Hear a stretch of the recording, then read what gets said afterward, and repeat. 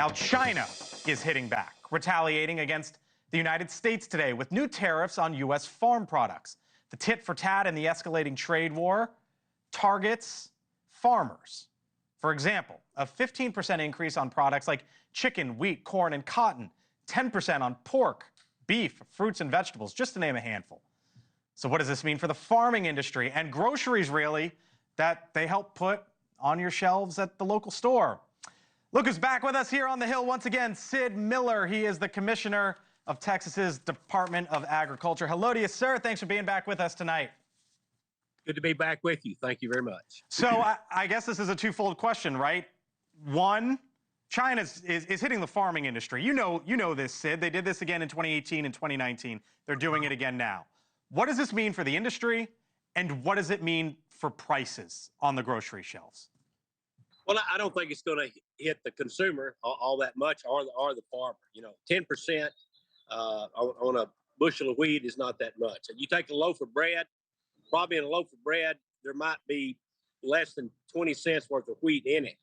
So if it goes up, an extra 10 or 15%, it's, a couple of pennies. So overall, it's not that big a deal. I'm surprised that the tariffs weren't more than that. We already had 25% tariffs on China. We put another 10 and a 10 on top of that. So very, very mild reaction coming from China back to the United States. Yes, so a mild reaction as you describe it. But again, you know how this goes, Sid, because we saw this 7 years ago. It starts here, and then it goes up and up and up and up. So at what point does it start to impact your industry and those of us who eat the food that farmers produce? Well, and you brought it up. We've been through this before. First, the Trump administration, we had a tariff war with China. Yep. We'd always been in a tariff war, but we never fought back until Donald Trump came along. He put the tariffs on. We felt some pain for a short time. Donald Trump used the Commodity Credit Corporation to prop farmers up until we could get the profits back. It happened. In the end, farmers made more money than they've ever made. Commodity prices were good, and it was all because of the tariffs that Trump put on them. It'll be the same way this time. I expect there was a $28 billion payment really in two chunks to the farming industry last go around. Right. Republicans like to say the government shouldn't pick winners and losers, but the reality is, Sid, that was picking winners and losers. In this case, the farmers. Do you think if this escalates that the president should bail you out again? Well, sure. I mean, Donald Trump has told me that he loves the family farmer.